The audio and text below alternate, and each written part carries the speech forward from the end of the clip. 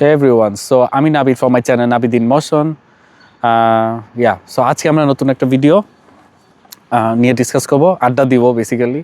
So আমরা যারা software ডেভেলপমেন্টের দুনিয়ায় আছি, আমরা সব সময় ব্যাক এন্ড আর্কিটেকচার নিয়ে অনেক বড় বড় কথা বলি, রাইট?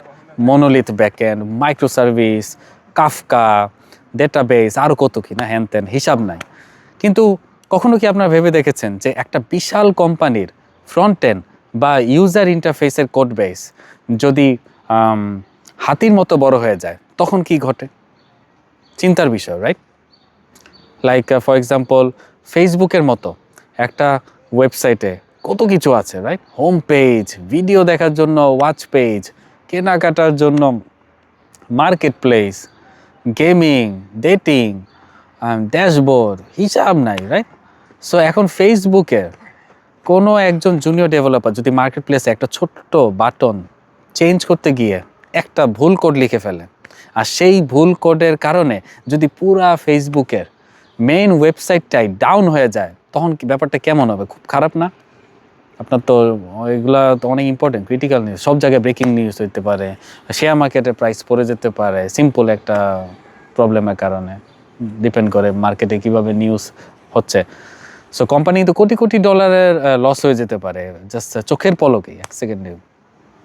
সো এই ভয়ঙ্কর কোড ট্র্যাপ থেকে বাঁচার জন্য মডার্ন গ্লোবাল টেক জায়ান্টরা তাদের ফ্রন্ট এন্ডকে একটা বিশাল প্রাসাদের মতো না বানিয়ে তারা কি ছোট ছোট টুকরায় ভাগ করে ফেলে। ওকে, সো এই লেটেস্ট ওয়েব আর্কিটেকচারকে বলা হয় আপনার মাইক্রো ফ্রন্ট এন্ডস। ওকে, মাইক্রো ফ্রন্ট এন্ডস।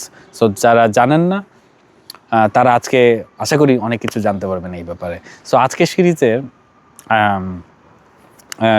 এই ভিডিওতে শেষ ভিডিও বলতে পারেন এই সিরিজের। 6টা আমি প্ল্যান করেছিলাম, সো 6টাই বানাবো। কোনো জটিল আমি কোনো জাভাস্ক্রিপ্ট ফ্রেমওয়ার্ক ছাড়াই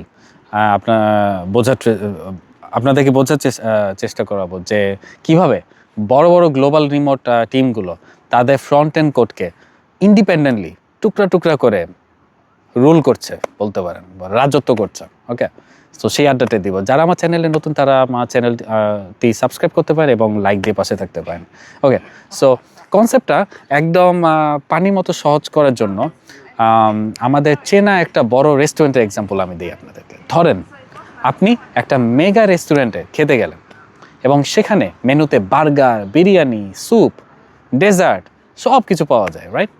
এখন এই রেস্টুরেন্টের কিচেনে বা রান্নাঘরে যদি মাত্র একজন চিফ শেফ থাকে এবং সে একাই যদি একই চুলার উপর বার্গারও বানাচ্ছে, স্যুপও নাড়ছে, আবার বিরিয়ানিও দমে দিচ্ছে, তাহলে ব্যাপারটা কেমন হবে চিন্তা করেন। কি ভয়ানক না?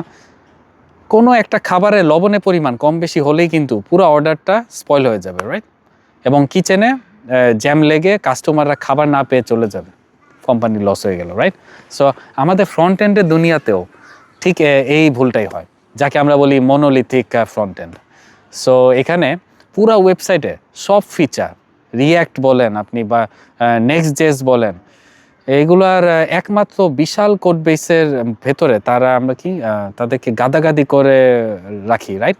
সো যখন কোম্পানির টিম বড় হয় এবং একসাথে 50 জন ডেভেলপার ওই একটা মাত্র কোড ফাইলের ভেতর হাত দেয়, তখন একজন পুশ করলে অন্যজনের তৈরি করা ফিচার কিন্তু ভেঙে যেতে পারে, রাইট? সো পুরা টিম তখন কি করে কোড রিলিজ দিতে তখন ভয় পায়, প্যানিক, একটু ভুল হলেই তো খবর হয়ে যাবে, রাইট? তাহলে একজন স্মার্ট সিস্টেম আর্কিটেক্ট ওই বড় টিমের জ্যাম কিভাবে রিলিজ করে চিন্তা করেন। এখন সে কিচেনের শেফদের মতোই কাজটা একদম ভাগ করে নেবে এবং একে আমরা তখন বলি মাইক্রো ফ্রন্ট এন্ড। ওকে, সো সে পুরা ওয়েবসাইটকে ছোট ছোট ইন্ডিপেন্ডেন্ট অ্যাপে সে টুকরা টুকরা করে ভাগ করবে। ওকে, এটা গেল। যেমন আপনি যখন facebook.com-এ লগ ইন করেন, তখন আপনার স্ক্রিনের সামনে পুরা পেজটা আপনার কি হয়, পুরা পেজটা আপনার একসাথে দেখা গেলেও আসল সত্যটা হলো যে আপনার নিউজ ফিড বা হোম পেজটা বানাচ্ছে সম্পূর্ণ আলাদা একটা টিম এবং আলাদা একটা কোড বেসে। সো ডান পাশের লেটসে যেই চ্যাট বক্সটা আছে, চ্যাট বক্সটা কি কন্ট্রোল করছে আপনার সম্পূর্ণ একটা অন্য টিম, রাইট? আর ওপরে ওয়াচ বা ভিডিও ট্যাবটা চালাচ্ছে লেটসে একদম ডিফারেন্ট আরেকটা টিম। এবং এই টিমগুলার একে অপরের সাথে কোডের সাথে কিন্তু সরাসরি কোনো কানেকশন নাই। ওকে, তারা সম্পূর্ণ ইন্ডিপেন্ডেন্টলি নিজেদের কোড তারা ডিপ্লয় করতে পারছে, রাইট? কোনো ক্ল্যাশ নাই, কনফ্লিক্ট নাই। এবং মার্কেট প্লেসের team let's say for example code crash করলেও আপনার ফেসবুকের হোম পেজ বা চ্যাট বক্স 1 সেকেন্ডের জন্য হলেও কিন্তু এটা ডাউন হবে না। সো ইউজাররা কিন্তু বুঝতে পারছে না যে ব্যাকগ্রাউন্ডে একটা কিচেনে আগুন লেগে গিয়েছে, বাট কি হচ্ছে, রাইট? সো এই আর কি। সো শুনতে খুব সুন্দর লাগলেও বা চমৎকার লাগলেও এক এক টিমকে এক এক টুকরা বানাবে। ফর এক্সাম্পল কারো কোড কারোর সাথে ভাঙবে না, কত সুন্দর না, দারুণ স্মুথ ফ্ললেস বলতে পারেন।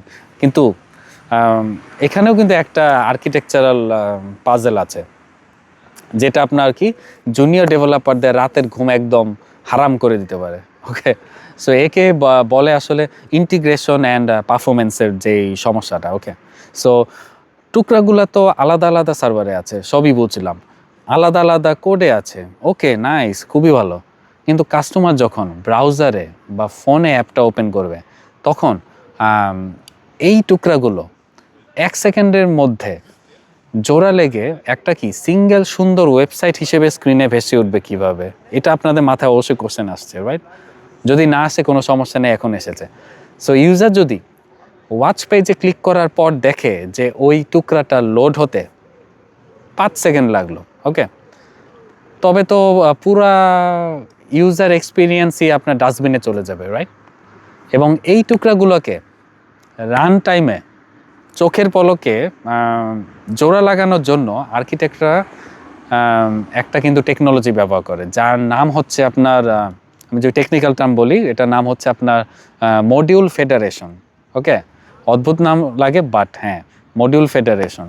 বা এটা আরেকটা নাম আছে, কি বলে, হ্যাঁ, আরেকটা নাম আছে আপনার webpack mechanism. Okay, so webpack mechanism module, হ্যাঁ, এখন মনে পড়ছে। হ্যাঁ, সো এই যে আপনার ওয়েব প্যাক মেকানিজম বলেন বা আপনার এই যে মডিউল ফেডারেশন বলেন, এগুলার কাজ কি? সে পুরা অ্যাপটা থেকে কিন্তু সে কিন্তু সব জিনিস লোড করবে না। ওকে, সো ইউজার যখন স্ক্রিনের যে অংশে তাকাবে বা যে বাটনে ক্লিক করবে, সে ঠিক সেই মিলি সেকেন্ডে ওই নির্দিষ্ট মাইক্রো ফ্রন্ট এন্ডের টুকরাটা ক্লাউড থেকে টেনে এনে স্ক্রিনে জোড়া লাগিয়ে দিবে।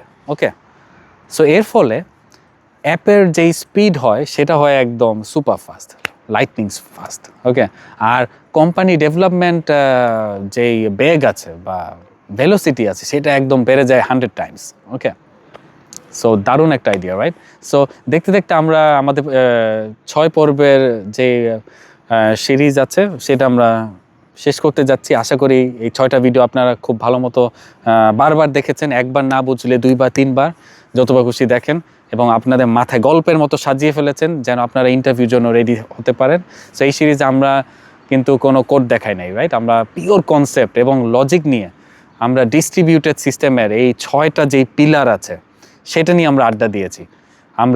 আমি যদি সামারি দেই, ওকে, গ্র্যান্ড ফিনালের সামারি অবশ্যই দেওয়া উচিত, রাইট? সো আমরা কেওস ইঞ্জিনিয়ারিং থেকে শুরু করে আমরা কি দেখেছি, ইভেন্ট ড্রিভেন, তারপরে আমরা কি ক্লাউডের বিল বাঁচানোর টিপস, তারপরে আমরা কি শিখেছি, আমরা পলিগ্লট ডেটাবেস শিখেছি, আমরা রেট লিমিটিং পার হয়ে আজকে আমরা কি শিখলাম, আজকে আমরা শিখলাম ফ্রন্ট এন্ড আর্কিটেকচারের এই সিরিজটা। ওকে, সো আশা করি এগুলো আপনারা সব ভালো মতো দেখেছেন এবং আড্ডাটা আপনারা খুব মন দিয়ে শুনেছেন।